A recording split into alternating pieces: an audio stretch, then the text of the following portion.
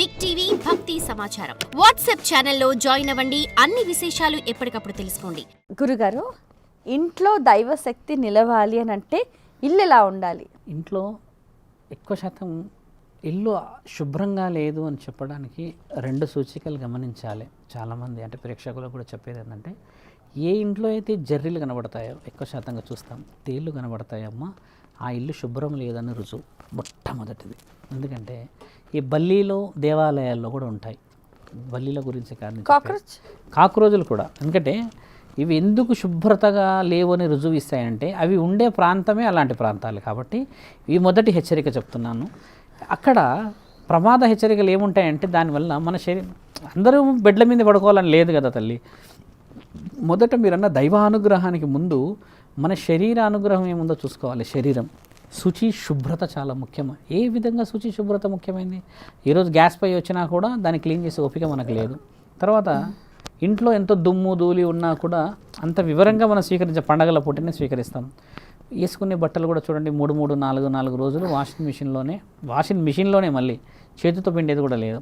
అయినా మనకు బద్ధకస్తాం కదా. ఇప్పుడు అలా అన్నీ ఉన్నా కూడా ఒక స్త్రీ శరీరాన్ని చూసి దేవత ఇంట్లోకి రాగలదు. ఎలా? ఇది చాలా ముఖ్యమైన ప్రశ్న మీరు అడిగారు. ఒక స్త్రీ ఉదాహరణకి ఎంటికలు వీరబోసి బయటికి పోకూడదని అంటారు. ఎందుకంటే కొన్ని గాలిలు వస్తాయంటారు.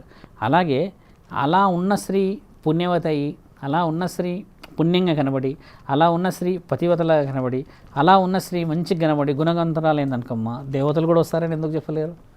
ఎందుకంటే ఇక్కడ ముఖ్యంగా ఆడవాళ్ళు కాళ్ళకి పసుపు, ఈ శుక్రవారము శనివారాల్లో నునుగు పిండి పెట్టి స్నానాలు చేసేవాళ్ళు కదా. దాంట్లో ఏముండేది?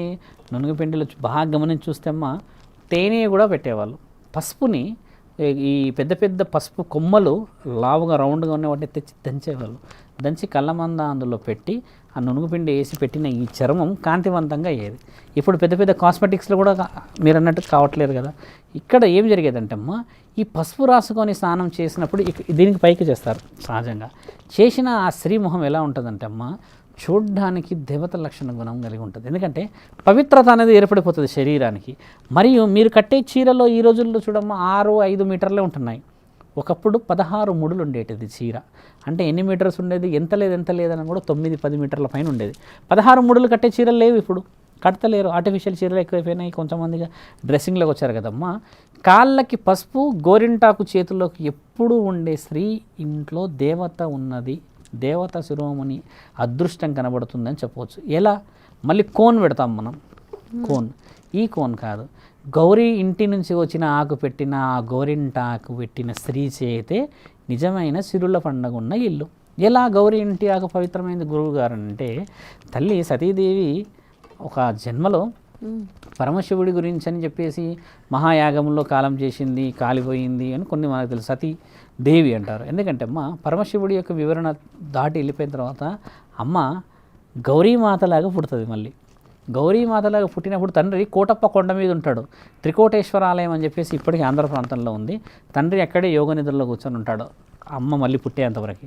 పుట్టిన తర్వాత ఒకరోజు సాయంత్రం అమ్మ చిరకత్తలతో, అంటే సాయంత్రం వేళలో వారి యొక్క వాకిటిలో ఉన్న వాతావరణంలో ఆడుతూ ఆనందంగా నవ్విన నవ్వు, ఆ తల్లి కంటి నుంచి పడిన ఆనంద బాష్పాలు వచ్చిన మహావృక్షమే గోరింటాకు. అందుకనే ఆ గౌరీ ఇంటి ఆకుకున్న విలువ చాలా బలమైనది. అలా ఆ గోరింటాకు ఎర్రగా పెట్టుకోవడానికి గల 2 రీజన్స్. ఒకటి, ఎర్రగా పండుతేనేమో అమ్మ ముఖ్యంగా భర్త మంచిగా వస్తాడు, ఎర్రగా వస్తాడు అంటాడు కదా. ఇది వివరణ కాదు, కానీ ఈ గోరింటాకు ఎర్రగా పండితే ముఖ్యమైన అర్థం ఏంటంటే అమ్మ, నీకు చర్మ వ్యాధి లేదని అర్థం. అంటే నీ బాడీలో కొన్ని హార్మోన్స్, నీ బాడీలో కొన్ని రక్తానికి సంబంధించిన విషయాలు ఎక్కువ శాతంగా స్త్రీ విషయాలు ఎందుకు పాటిస్తారనంటే అమ్మ, స్త్రీకి రక్తస్రావం అనేది ఉంటుంది కదా, ఋతుచక్రం. ఈ ఋతుచక్రం విషయం వచ్చేసరికి ఏమవుతుందంటే అమ్మ, అవకతవకలు జరిగే అవకాశాలు ఎక్కువ ఉండడం చేత ప్రతి నెల పెట్టుకునేవాళ్ళు. పెట్టుకోవడం వల్ల ఏమవుతుందంటే అమ్మ, ఇది ఎర్రగా పండిందా అన్నది ఒక వివరణ, లేదా పండలేదా శరీరంలో ఒక వివరణ అనేది అప్పుడు ఋషి పరంపరలో ఋషులు ఉండేవాళ్ళు కదా, వైద్యనాథులు ఉండేవాళ్ళు కదా, ఈ తర్వాత ఔషధ గుణాలు తెలిసిన వాళ్ళు, ఈ ధన్వంతరి విషయాలు తెలిసిన వాళ్ళు ఉండడం చేత కొన్ని విషయాలు గర్భకోశానికి సంబంధించినవి ఏమైనా ప్రాబ్లం అంటే సమస్య, కడుపులో రక్తానికి సంబంధించిందా, లేకపోతే నరాల బలహీనత, జ్వరం వచ్చే అవకాశాల, ఇంకేదైనా వచ్చే అవకాశాలు ఉండేది. ఇదే గోరింటాకుని గర్భవతి కూడా కొంచెం ముద్దలా చేసి తినిపిస్తారు. ఎందుకు తినిపిస్తారు అంటే పుట్టబోయే బిడ్డకి ఆరోగ్యం, కొంచెం రక్తం అనేది ప్యూరిఫికేషన్ అయ్యి గర్భం అనేది కొంచెం శుభ్రం అయిపోయి నార్మల్ డెలివరీ అవుతుంది అనేది ఉన్నది కదా. మీరన్నట్టుగా దైవ అనుగ్రహం అనేది ఇంటిలోకి రావడానికి ముఖ్యమైన కారణం స్త్రీ. బొట్టు పెద్దగా పెట్టి పెళ్ళైన స్త్రీ ఇక్కడ బొట్టు పెట్టడం ఈ రోజుల్లో తక్కువ శాతంగా కనబడతారు. అంటే చిన్నగా పెడతారమ్మా. 2 మెట్టలు పెట్టరే ఆడవాళ్ళు, 1 మెట్టే పెడతారు. అది సన్న మెట్ట, అది కనబడనట్టు. 2 మెట్టలు పెద్దగా చుట్టూనే ఎందుకు పెట్టాలి అంటే మీరు నడుస్తూ ఉంటే ఇంట్లో శబ్దం రావాలి. కోడల ఆధిపత్యం అనేది ఒక 30-40 సంవత్సరాలు తెలుస్తుందమ్మా. కొందరు ఊర్లలో మీరు ఇప్పటికెళ్ళి గమనించండి, అత్తగారికి ఇంతింతలా ఉంటాయి మెట్టెలు. ఎందుకు ఉంటాయనంటే మరి ఆవిడ పెత్తనం చూయించాలా వద్దా, ఆవిడ వంశాన్ని కాపాడుకుంటూ వచ్చిందా లేదా 30-40 సంవత్సరాల్లో. అలా ఉన్న తరుణాలు ఎందుకు ఈరోజు మాట్లాడతలేరు? ఈరోజు అత్తలు కూడా ఫ్యాషనేట్గా కాళ్ళ మీద కాలేసి కూర్చుంటున్నారు. శాస్త్రం చూడండి, ఒకప్పుడు కాళ్ళకి పసుపు ఉండి, చేతులకు పసుపు ఉండి, మొహానికి పసుపుతో ఉండి ఆ కట్టుకున్న జుట్టుకి అర్థం ఉండేది. జుట్టు అన్నారు కాబట్టి వివరణ తెలవాలి. ఒక స్త్రీ 2 విడివిడిగా జుట్టులు వేసింది అనుకో తల్లిలాగా, ఆవిడకి పెళ్ళి కాలేదు అని అర్థం. శాస్త్రంలో రాసింది ఇది, దేవీ పురాణంలో. ఒకవేళ జుట్ట ఈ 3 పాయలతో ఇలా అల్లి ఉందనుకో అమ్మ వెనక్కి, పార్వతీ పరమేశ్వరుల అనుగ్రహంతో ఆవిడ ముత్తైదుతనానికి ముందుకు వెళ్తున్న పెద్ద మనిషి అని అర్థం. అంటే ఒక బాధ్యతను స్వీకరించడానికని. ఇప్పుడు ఇదే ముడిలో కొంచెం వెనక్కి వెళ్ళి చూస్తే అమ్మ ఇలా చుట్టి ముంద చేసేసి ఇక్కడ పువ్వులు పెడతారు. అంటే పువ్వులు పెట్టే దానిలో కూడా అమ్మ కొప్పు పైన పెడతారు ఈ ప్రాంతంలో. అక్కడ పెట్టిన ఆ స్త్రీని చూసినప్పుడు ఈవిడకి పెళ్ళి అయ్యింది అని అర్థం. ఈ 2 జుట్లు కలిపిన దాంట్లో కూడా అమ్మ 5 పాయలు వేసి కూడా వేస్తారు, గుర్తుందా? ఇప్పుడు 3 పాయలు ఇవన్నీ వేసేటోళ్ళు లేరు. ఒకప్పుడు జుట్టు వేసే దాంట్లో కూడా నీ జుట్టును చూసి నీకు పెళ్ళి అయ్యిందా కాలేదా అంటారు. ఒక జుట్టు స్ట్రెయిట్గా వదిలేసింది అనుకో ఒక ఆడపిల్ల ఆ ఊరిలో, ఆవిడ కన్య ఇంకా పెళ్ళి కాలేదు అని అర్థం. 2 జుట్లు కలిపి పాయలు అల్లేసేసి వెనక పెట్టి పువ్వులు పెట్టింది అనుకమ్మ, ఆవిడకి వివాహం జరిగిందని అర్థం. ఇది శాస్త్రంగా మాట్లాడుతుందా? ఈడ ఒకటే ఉన్నది మనకి, ఇట్లా హెయిర్ ఇట్లా అనేసి దూసేసేయాలి అంతే. ఇక ఇటు సైడ్ అది దానికి ఏముండవు, క్లిప్స్ ఇట్లా ఉండవు కదమ్మా, ఏమంటారు దాన్ని వదిలిపెడతారు కదా. ప్యాషనేట్గా ఉంది కదా, చాలా తక్కువ మందికి జుట్టు ఉంది. ఇప్పుడు జుట్లు ఇంత పెద్ద జుట్టు ఉన్న వాళ్ళు లేరు. నా జుట్టును చాలామంది అడుగుతారు ఒరిజినల్ డూప్లికేట్ అని చెప్పి. ఇప్పుడు అది పరమాత్ముడు ఆజ్ఞ, బలం అనేది కోల్పోతున్నారు. ఎక్కువ శాతంగా జుట్టు స్త్రీకి ఎందుకు పోతుంది అంటే అమ్మ ట్యాబ్లెట్స్ వల్ల వీళ్ళకి ప్రెగ్నెన్సీ తర్వాత చాలా లాస్ అవుతారు. ఇలా చెప్పిన ఆ దైవాధీనమైన అనుగ్రహము ఏ విధంగా ఇంట్లో ఉంటుందమ్మా మీరు చెప్పండి. ఇప్పుడు నిత్య పూజ చేయాలి ఇంట్లో, దీప ధూప నైవేద్య ఆరాధన చేసుకోవాలి. ఇంత ఓపిక ఉందా ఈ రోజుల్లో దేవతలకి? మన ఇంట్లో ఉన్న దేవతలకి లేదు కదా. కాబట్టి ఏంటంటే అసలైన దేవతలు ఎట్లా వస్తారు మరి?